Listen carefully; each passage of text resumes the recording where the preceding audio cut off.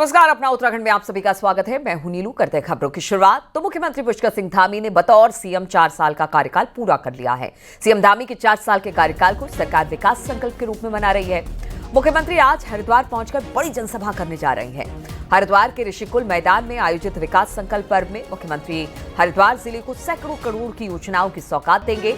दोपहर 12 बजे मुख्यमंत्री हरिद्वार में हर की पैड़ी पर पहुंचकर गंगा पूजन करेंगे और उसके बाद मुख्यमंत्री ऋषिकुल मैदान पहुंचकर करीब 500 करोड़ की योजनाओं का शिलान्यास और लोकार्पण करेंगे। कार्यक्रम को लेकर जिला प्रशासन और भाजपा की ओर से बड़े पैमाने पर तैयारी की गई है।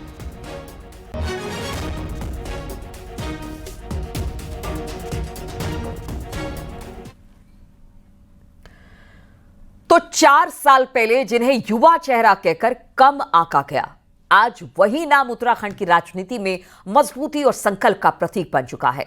4 जुलाई को मुख्यमंत्री पुष्कर सिंह धामी 4 साल का कार्यकाल पूरा करने जा रहे हैं।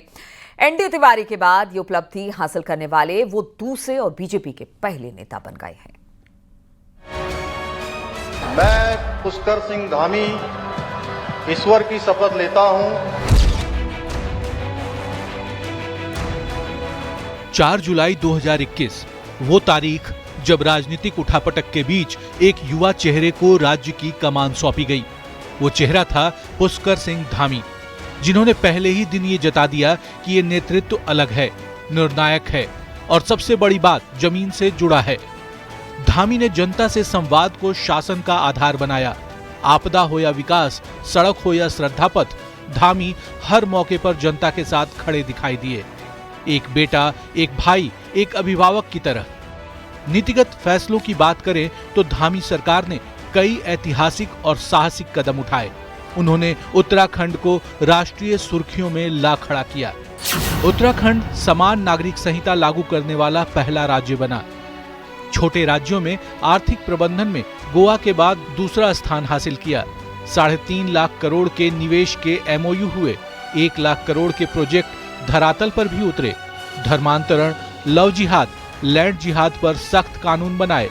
अंत्योदय परिवारों को साल में 3 मुफ्त गैस सिलेंडर दिए। मानस खंड मंदिर माला मिशन से धार्मिक पर्यटन को नई दिशा दी। केदारनाथ और हेमकुंड साहिब रोपवे का शिलान्यास हुआ। जमरानी बांध और सौंग नदी परियोजना को केंद्र की मंजूरी मिली। शहीद परिवारों को अनुग्रह राशि 10 लाख से बढ़ाकर 50 लाख हुई। 3 साल में 200 से ज्यादा भ्रष्टाचारियों पर कार्रवाई की गई। 4 सालों में 23,000 युवाओं को रोजगार दिया गया। हमारा संकल्प है कि लगातार उत्तराखंड आगे बढ़े और उस दिशा में आज उत्तराखंड पूरे देश के अंदर एक अपनी पहचान बना रहा है। जो निर्णय उत्तराखंड में लिए जा रहे हैं वो आज पूरे देश के लिए भी उदाहरण बन रहे हैं। चाहे वो नकल का कानून हो, चाहे यूसीसी का कानून हो, या आज एसडीजी सस्टेनेबल डेवलपमेंट गोल्स में पूरे भारत के अंदर उस इंडेक्स में उत्तराखंड का पहला स्थान आना हो। ऐसे अनेक कार्य हुए हैं और उत्तराखंड आगे बढ़ रहा है, उत्तराखंड संवर रहा है। राज्य की सियासी अस्थिरता के इतिहास में धामी एक स्थिर, सशक्त और सजग नेतृत्व के प्रतीक बनकर उभरे हैं। एनडी तिवारी के बाद पुष्कर सिंह धामी पहले सीएम हैं जिन्होंने 4 साल का कार्यकाल पूरा किया। नजरें अब 2027 पर हैं। बीजेपी प्रदेश अध्यक्ष का कहना है कि पुष्कर सिंह धामी की कार्यशैली को देवभूमि की जनता ने पसंद किया है। उत्तराखंड के अंदर जो अस्थिरता का वातावरण रहा है उसमें आज पुष्कर धामी जी मुख्यमंत्रियों में नरेंद्र तिवारी जी के बाद दूसरे मुख्यमंत्री के सर्वाधिक कार्यकाल में अपना कार्य पूर्ण की ओर बढ़ रहे हैं और मुझे हृदय से विश्वास है कि पुष्कर धामी जी ऐसे मुख्यमंत्री बनेंगे जो नरेंद्र तिवारी जी का भी रिकॉर्ड तोड़ेंगे। 4 साल पहले जो यात्रा एक चुनौती थी वो आज एक उपलब्धि बन चुकी है। पुष्कर सिंह धामी न सिर्फ बीजेपी के सबसे लंबे कार्यकाल वाले मुख्यमंत्री बनने की ओर बढ़ रहे हैं, बल्कि उन्होंने ये साबित किया है कि अगर इरादे साफ हों तो रास्ते खुद बनते हैं। देहरादून से न्यूज़ 18 के लिए सुनील नवप्रभात की रिपोर्ट। तो आज मुख्यमंत्री हरिद्वार पहुंच रहे हैं और 4 साल बेमिसाल किस तरह की तैयारी हरिद्वार में, बातचीत करने के लिए फोन लाइन पर पुलकित इस वक्त हमारे साथ जुड़ गए हैं। पुलकित, किस तरह की तैयारी है? 4 साल बेमिसाल, जिस तरह से पुष्कर सिंह धामी ने बहुत अच्छी व्यवस्था राज्य की अब तक चलाई है और बहुत सारी उपलब्धियां उनके नाम रही है, तो किस तरह की तैयारी अब इसके सेलिब्रेशन को लेकर? जी देखिए, मुख्यमंत्री पुष्कर सिंह धामी के 4 साल का कार्यकाल पूरा करने को लेकर एक विकास संकल्प पर्व के तौर पर इसको मनाया जा रहा है। सरकार और भाजपा इसको विकास संकल्प पर्व के तौर पर मना रही है। सबसे पहले मुख्यमंत्री 12 बजे के करीब हर की पैड़ी पर पहुंचेंगे और इस पूरे पर्व की जो शुभारंभ है वो मां गंगा की पूजा के साथ किया जाएगा। मुख्यमंत्री भाजपा नेताओं के साथ गंगा पूजन करेंगे हर की पैड़ी पर। हर की पैड़ी के तीर्थ पुरोहित उनको विधि विधान से गंगा पूजन कराएंगे और उसके बाद मुख्यमंत्री कार्यक्रम स्थल के लिए रवाना होंगे। ये कार्यक्रम हरिद्वार के ऋषिकुल मैदान में आयोजित किया जा रहा है। कई हजार लोगों के बैठने की यहाँ पर व्यवस्था की गई है। यहाँ पर जो भाजपा के जो अन्य नेता है मुख्यमंत्री के साथ, वो यहाँ पर मौजूद रहेंगे। और सबसे बड़ी बात यह है कि इस 4 साल के कार्यकाल पूरा होने के मौके पर मुख्यमंत्री हरिद्वार जिले की कई सैकड़ों करोड़ की योजनाओं का यहाँ पर लोगों को सौगात देने के लिए जा रहे हैं। कई योजनाओं को यहाँ पर लोकार्पण होगा, शिलान्यास होगा।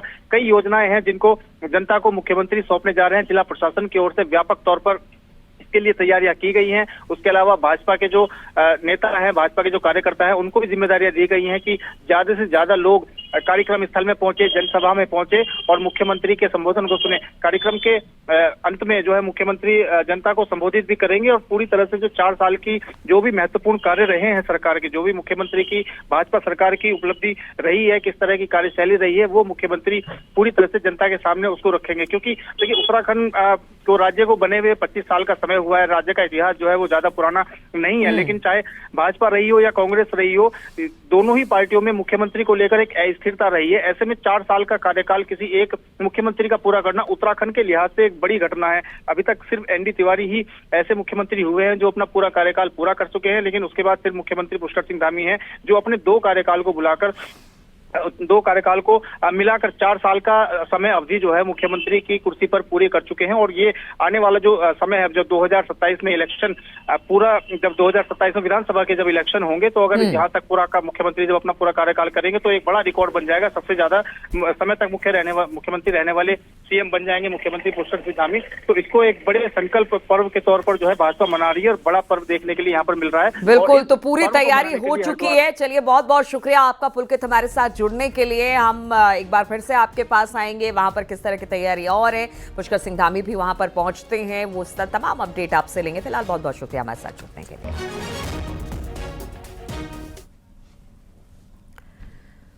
और मुख्यमंत्री पुष्कर सिंह धामी ने गुरुवार को पूर्व मुख्यमंत्री भगत सिंह कोश्यारी के आवास पर पहुंचकर उनसे मुलाकात की। इस दौरान प्रदेश के विकास को लेकर चर्चा भी हुई। पूर्व सीएम कोश्यारी ने 4 साल का कार्यकाल पूरा करने पर सीएम पुष्कर सिंह धामी को बधाई।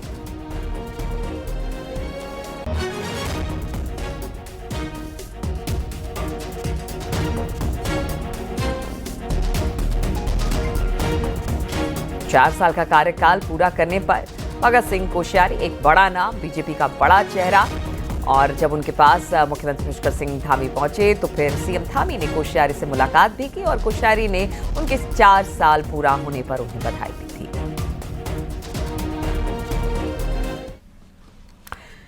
देहरादून से बड़ी खबर आ रही है, जहां पर सिविल एविएशन समिट का आयोजन केंद्रीय नागरिक उड्डयन मंत्री इसमें शामिल हुए हैं। सीएम पुष्कर सिंह धामी भी इसमें मौजूद हैं। तो हम आपको बता दें कि देहरादून में बड़ी खबर है, जो कि सिविल एविएशन समिट का आयोजन यहां पर किया गया है। केंद्रीय नागरिक उड्डयन मंत्री इसमें शामिल हुए हैं और सीएम पुष्कर सिंह धामी भी यहां पर मौजूद हैं।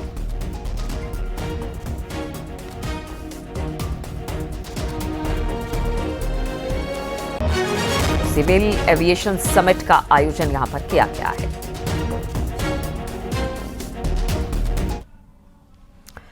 कांवड़ यात्रा से पहले मुख्यमंत्री पुष्कर सिंह धामी ने बड़ा बयान दे दिया और साफ सख्त भाषा में संदेश दे दिया कि कांवड़ रूट पर थूक जिहाद किसी भी कीमत पर बर्दाश्त नहीं किया जाएगा। कांवड़ यात्रा 11 जुलाई से शुरू हो रही है। कांवड़ मेले में आने वाले श्रद्धालु को शुद्ध भोजन मिले, इसके लिए उत्तर प्रदेश से लेकर उत्तराखंड तक मंथन चल रहा है। उत्तर प्रदेश में जहां ढाबों पर नेम प्लेट लगाने के आदेश दिए गए हैं, तो वहीं गुरुवार को हरिद्वार में सीएम पुष्कर सिंह धामी ने भी कांवड़ मेले को लेकर समीक्षा की और कहा कि कांवड़ियों को शुद्ध भोजन को लेकर खाद्य विभाग और प्रशासन को कड़े निर्देश दिए गए हैं। सीएम धामी ने कहा कि बीते दिनों थूक जिहाद जैसी घटनाएं सामने आ चुकी हैं, इसलिए उत्तराखंड में भी खाने की दुकान लगाने वाले दुकानदारों को वेरिफिकेशन जरूरी होगा। वहीं सीएम धामी ने कावड़ियों से भी अपील की थी, निर्धारित साइज की कावड़ लेकर चले और बड़े डीजे और संगीत यंत्रों से ध्वनि प्रदूषण करने से बचें। में अपनी दुकानें लगाएं, उनका सत्यापन जरूरी है और साथ में उनका पहचान पत्र भी होना चाहिए, क्योंकि पिछले समय में कुछ घटनाएं ऐसी आई थी जिसके कारण से देवभूमि में लोग आते हैं तो लोगों का एक विश्वास होता है, तो यहाँ पर अशुद्धता का कोई स्थान नहीं है, खाद्य पदार्थों में मिलावट का कोई स्थान नहीं है। थूक जिहाद जैसी घटनाएं पहले के समय में आई हैं, उस प्रकार की घटनाएं किसी भी कीमत पर न हो, उसके लिए सख्ती से काम करने को हमने प्रशासन के लोगों को भी कहा है। और देहरादून से पंचायत चुनाव से जुड़ी बड़ी खबर सामने आ रही है। 3 दिन में 11,000 से अधिक नामांकन हुआ है। ग्राम प्रधान के लिए 6,351 नामांकन हुए हैं। बीडीसी मेंबर के लिए 2,777 नामांकन, जिला पंचायत सदस्य के लिए 348 नामांकन। कल नामांकन का अंतिम दिन रहेगा।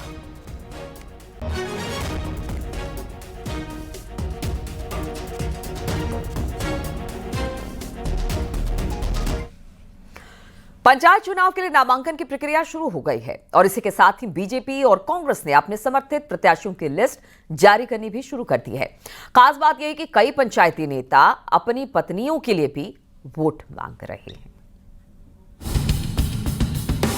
नामांकन प्रक्रिया शुरू होने के साथ ही उत्तराखंड के गांवों में पंचायत चुनाव का माहौल गर्मा गया है।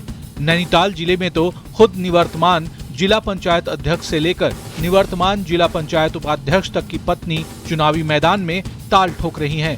और मजेदार बात यह है कि दोनों ही जिला पंचायत अध्यक्ष बनने का ख्वाब देख रही हैं। पिछले कार्यकाल में भी मैंने काफी काम किए और देखिए सारे कार्य तो हर क्षेत्र में पूरे नहीं हो पाते हैं और जितने भी अधूरे कार्य हैं, अगर मैं अभी दोबारा अध्यक्ष बनती हूँ तो पहले तो अभी सदस्य की लड़ाई है, उसके बाद अध्यक्ष बनती हूँ तो मैं सारे अधूरे कार्य इस कार्यकाल में पूरे करूंगी। देवलथोड़ बंदोबस्ती से हूँ। पार्टी ने इस समय हमको टिकट दिया है तो मैं उनका तहे दिल से धन्यवाद देना चाहूँगी। और मेरे परिवार राजनीति से जुड़ा हुआ है, मेरे हस्बैंड हैं और ससुर जी और टाइम से राजनीति और सामाजिक कार्यों में। दूसरी तरफ इन महिला नेताओं के पति भी अपनी पत्नियों के लिए कमर कस चुके हैं और अपनी दावेदारी भूल चुनावी समीकरण साध रहे हैं। मेरी खुद की दावेदारी थी इस बार जिला पंचायत में, महिला सीट होने के कारण पार्टी ने मेरी मैडम को टिकट दिया है, जो पूर्व में भी यहाँ से क्षेत्र पंचायत रही है। जाहिर है पंचायत का चुनाव निजी संबंधों और जान पहचान के दायरे से लड़ा जाता है। पंचायत में आरक्षण की सीमा बढ़ाने के बाद महिलाओं का दबदबा है। ऐसे में पंचायत के पुरुष नेताओं के पास पत्नियों को चुनाव मैदान में उतारना ही एकमात्र रास्ता है। हल्द्वानी से न्यूज़ 18 के लिए शैलेंद्र नेगी की रिपोर्ट। और भारत के प्रथम गांव माणा पहली बार पंचायत चुनाव में हिस्सा ले रहा है, जिसमें स्थानीय लोगों में जबरदस्त उत्साह है। पहले इसे अंतिम गांव कहा जाता था, लेकिन प्रधानमंत्री नरेंद्र मोदी द्वारा इसे एक नई पहचान दिए जाने के बाद माणा के निवासी अब अपने गांव के विकास को लेकर पंचायत चुनाव में शामिल हो रहे हैं और इसका सीधा सीधा असर नामांकन प्रक्रिया में दिखाई दे रहा है, जहां पर स्थानीय लोगों में काफी उत्साह दिखने को मिल रहा है। और परिवर्तन तो आना ही था, क्योंकि मोदी जी के एक आह्वान में उन्होंने कहा था कि कोई भी यात्री यदि माणा गांव में आए तो कुछ न कुछ 5% अपना खर्च करके जाए, तो उससे जो है काफी हद तक जो है गांव में विकास हुआ है। हाँ, यहाँ पे जब प्रधानमंत्री आए थे तब भी हमारे गांव में थोड़ा सा विकास हुआ है और जो यात्री हैं वो खुद बोलते हैं कि जब यहाँ पे प्रधानमंत्री जी आए थे तो यहाँ पे थोड़ा बहुत हम खरीदेंगे। ऋषिकेश के शगुन वेडिंग पॉइंट में अचानक से सुबह सुबह 4 बजे अचानक आग लग गई, जिससे अफरा तफरी का माहौल देखने को मिला। पास ही स्थित सोसाइटी के कांच के शीशे तक चटक गए। सूना पर पहुंची पुलिस फायर ब्रिगेड ने आग पर काबू पाया। तब तक आग ने सारा सामान जलकर खाक हो चुका था। आग लगने का कारण शॉर्ट सर्किट बताया जा रहा है।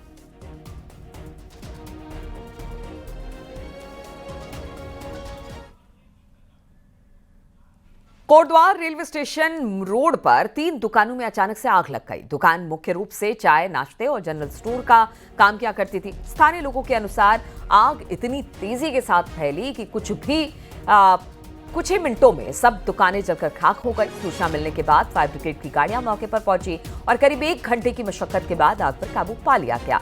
हालांकि तब तक दुकानों में रखा सारा सामान जलकर राख हो चुका था। गुरुवार देर रात की घटना बताई जा रही है।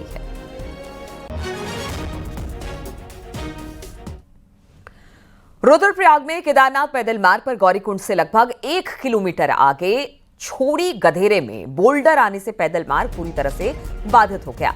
ऐसे फिलहाल यात्रियों की सुरक्षा को देखते हुए वहां पर यात्रियों को रोका गया है। संबंधित कार्यदायी संस्था के मजदूर मार्ग को खोलने के काम में जुटे हुए हैं ताकि यात्रियों को वहां पर सही तरीके से निकाला जा सके। पुलिस, एनडीआरएफ, डीडीआरएफ, एसडीआरएफ की टीम इस वक्त मौके पर तैनात की गई है।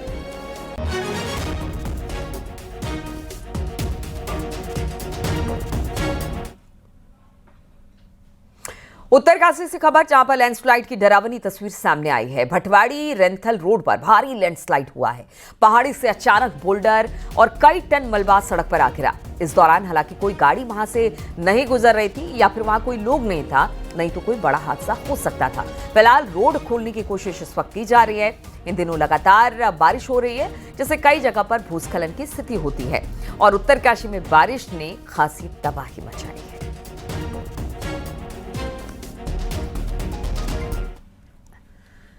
चमोली से खबर लेते हैं, जहां पर कर्णप्रयाग में उमट्टा के पास भारी बारिश के चलते लैंडस्लाइड की वजह से बद्रीनाथ हाईवे बार बार बंद हो रहा है।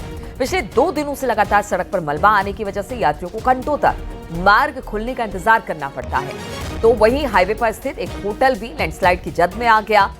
हालांकि हाईवे से मलबा हटाया जा रहा है और लगातार यहां पर सड़कें खोली जा रही हैं, लेकिन रोजाना इस तरह की खबर आती है कि खासतौर पर बद्रीनाथ रूट पर हाईवे बंद हो गया।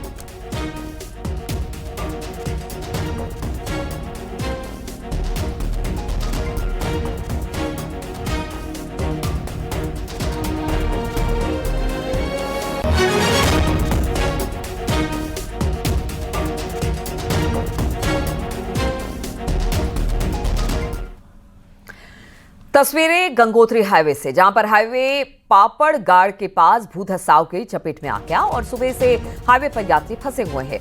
बीआरओ की मशीन मौके पर पहुंच गई है। मार्ग को खोलने का काम इस वक्त चल रहा है। गंगोत्री हाईवे पर कई जगह पर भू धसाव के हालात बने हुए हैं।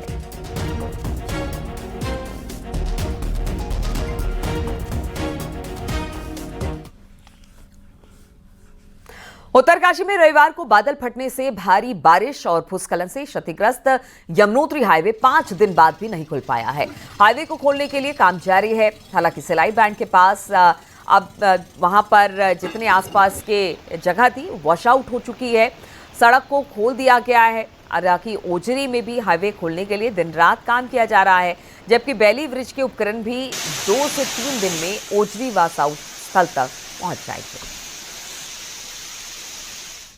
मानसून के संबंध में तैयारियों के बाबत जो है एक बृहद मीटिंग बुलाई गई थी, जिसमें साफ निर्देश उनके द्वारा दिए गए कि कोई भी मार्ग जो भी बंद होता है उसमें मिनिमम रिस्पांस टाइम हो और 1 दिन से अधिक तो कोई बंद होना ही नहीं चाहिए। अगर 1 दिन से अधिक बंद हो तो ऐसे स्थितियों को शासन के संज्ञान में लाया जाए।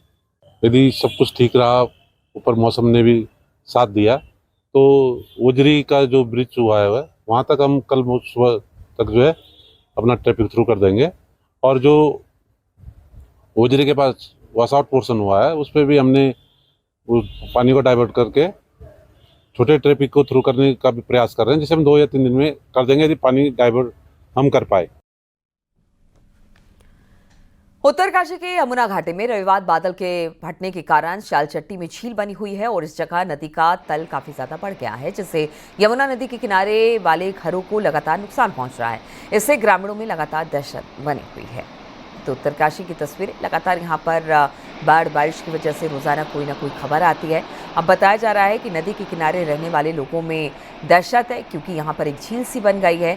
लगातार यहाँ पर झील का पानी बढ़ रहा है और इससे जो उसके आसपास बसे हुए घर हैं उसको नुकसान हो सकता है। इसी बात को लेकर वहाँ के लोग डरे सहमे हुए हैं। हम खेल नाकाम प्रशासन के खिलाफ यहाँ पे आंदोलन करने जा रहे हैं और भूख हड़ताल करने जा रहे हैं और साथ के साथ NH को भी बाधित करने का काम करेंगे। हम लोगों की कोई सुनने वाला नहीं है, तो हम लोग यही कर सकते हैं। तस्वीरें उत्तरकाशी के यमुनोत्री हाईवे की है, जहां पर बनास के पास यमुनोत्री हाईवे भूधसाव की जद में आ गया और ग्रामीण जान जोखिम में डालकर पैदल सफर करने को मजबूर है। बरसात के बाद हालात बेहद खराब, सड़कें को पैदल रास्ते और पुल को बड़ा नुकसान, सड़क और पैदल रास्तों को यहाँ पर बड़ा नुकसान हुआ है, पुलों को नुकसान हुआ है।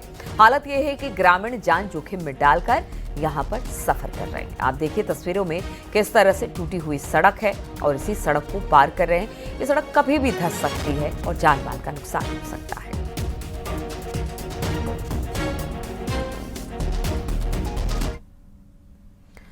जोशीमठ में एक सरकारी भवन पिछले 15 साल में बन रहा, पिछले 15 सालों से बन रहा है, जिसका काम आज तक पूरा नहीं हुआ। वहीं जितना निर्माण काम हुआ भी उसे भी नुकसान पहुंचाया जा रहा है और बिल्डिंग खंडहर में बदल चुकी है। बताया जा रहा है कि ये सांस्कृतिक विभाग की बिल्डिंग है, जिसे अभी कार्यदायी संस्था ने विभाग को हैंडओवर नहीं किया है। इस सरकारी बिल्डिंग का हाल देखिए कि किस तरह से पिछले 15 सालों से बन रहा है। अपने आप में समझिए कि अगर 15 साल से ये तैयार हो रहा है तो फिर जिस तरह से ये बना है उस तरह से वो खंडहर में भी तब्दील हो रहा है और इसी बात का वहां पर लोगों में गुस्सा भी है। संस्कृति विभाग का एक ऑडिटोरियम यहाँ पे बन रहा है और उस ऑडिटोरियम को बनने में लगभग 15 साल हो चुके हैं और आज इसकी स्थिति जर्जर हालत में पहुंच चुकी है, जबकि ये अभी तक कार्यदायी संस्था से विभाग को हस्तांतरित तक नहीं हुआ है। अभी इस पे बहुत सारे काम होने बाकी है। विभागों पर कार्रवाई कर रहे हैं तो वहीं एक तस्वीर हम आपको जोशीमठ की दिखाते हैं। आप देखिए, ये एक सरकारी भवन यहाँ पे बनाया गया है और पहले बताया गया कि ये संस्कृत विभाग का ये हॉल बन रहा है और यहाँ पे आने वाले समय में सांस्कृतिक विभाग को शिफ्ट किया जाएगा। उस हिसाब से यहाँ पे कार्य किए गए हैं। आप देखिए, इतना लाखों का खर्चा करने के बाद पिछले 15 सालों से यहाँ पे अभी तक काम पूरा नहीं हो पाया है और तस्वीरों में जिस तरीके से देख रहे हैं कि पूरी बिल्डिंग को नुकसान पहुंचाया गया है। एक और जहां करोड़ों का नुकसान हो रहा है, लाखों करोड़ों रुपए खर्च हुए हैं और उसके बाद इस तरीके से इस पूरी बिल्डिंग की दुर्दशा है, तो दूसरी ओर कहीं ना कहीं लापरवाही भी साफ दिखाई दे रही है। नितिन सहमाल, न्यूज 18, जोशीमठ। उत्तराखंड से एक्टिवेट की गई मोबाइल सिम नेपाल के रास्ते अब चीन तक पहुंच रही है और इन सिम का इस्तेमाल करोड़ों की साइबर ठगी को अंजाम देने में हो रहा है। इस गिरोह के कुछ सदस्यों को पिथौरागढ़ में STF ने पकड़ा। देखिए जरा ये रिपोर्ट।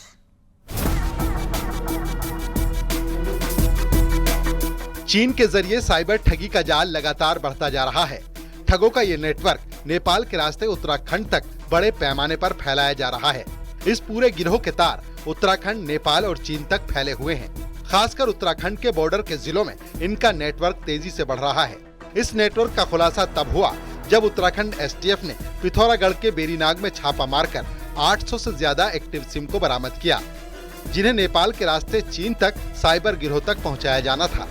जांच में पता चला कि 3 मोबाइल फोन से एक साथ कई सिम एक्टिवेट किए गए थे, जिनका इस्तेमाल OTP, व्हाट्सएप क्लोनिंग और बैंकिंग फ्रॉड जैसे कामों में लाना था। हालांकि ऐसा ही एक मामला कुछ दिन पहले हरिद्वार में भी सामने आ चुका है, जहां एक्टिवेटेड सिम को विदेशों में बैठे साइबर अपराधियों तक पहुंचाया गया था। एक जगह है जहां पे लगभग हमने जो है इसमें 700-800 के करीब सिम कार्ड्स जो है वो पकड़े हैं। वो सिम कार्ड्स जो है ये पहाड़ से पहले नेपाल जाते हैं और नेपाल से जो है साउथ ईस्ट एशियन कंट्रीज़ में जाते हैं, जो वर्ल्ड ओवर जो है हेली जो है वो साइबर फ्रॉड्स के लिए यूज़ होते हैं। POS है, जो सिम बेचने की दुकान है, मोबाइल की दुकान है, पॉइंट ऑफ सेल, वहाँ पे एक रेड की गई थी और वहाँ पे जब पूछताछ की गई तो उसमें जानकारी ये मिली कि जो गांव देहात के लोग अपना सिम खरीदने के लिए आते हैं तो उनके ID पे ये कुछ और सिम भी इशू करवा लेते हैं और जो बाकी सिम हैं उनको एक्टिवेट करा के ये जो नेपाली मूल के नागरिक हैं उनको 500-700 रुपए में ये बेच देते हैं। बीते 2 साल में करीब 100 करोड़ रुपए से ज्यादा की रकम साइबर ठगी के जरिए विदेशों में ट्रांसफर हुई है। ये सिलसिला अब और ज्यादा खतरनाक होता जा रहा है। जिन लोगों के नाम पर ये सिम एक्टिवेट होते हैं उनको पता भी नहीं रहता कि उनके नाम पर एक्टिवेट सिम साइबर ठगी के लिए यूज हो रहा है। एसटीएफ और साइबर पुलिस इस नेटवर्क को तोड़ने के लिए लगातार ऑपरेशन चला रही है। सत्येंद्र बर्तवाल, न्यूज़ 18, देहरादून।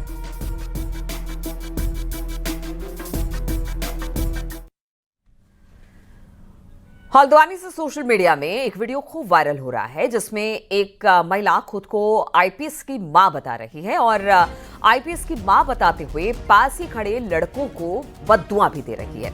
जानकारी के अनुसार महिला के स्कूटर से कार में हल्की सी टक्कर लग गई। इसके बाद कार सवार लड़के कथित तौर पर बुजुर्ग महिला से पैसे की डिमांड करने लगे।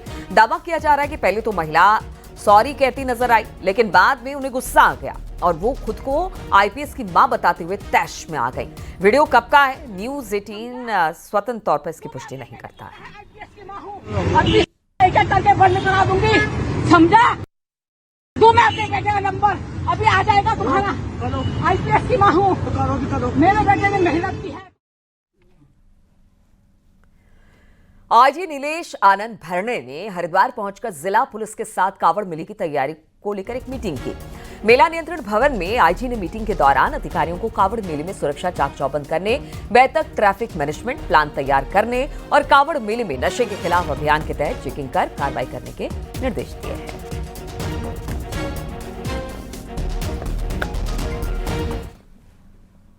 तो इन तमाम खबरों के साथ इस बुलेटिन में फिलहाल इतना ही। रुकेंगे छोटे से ब्रेक के लिए, लेकिन ब्रेक के बाद भी लगातार खबरों का सिलसिला यहाँ जारी है।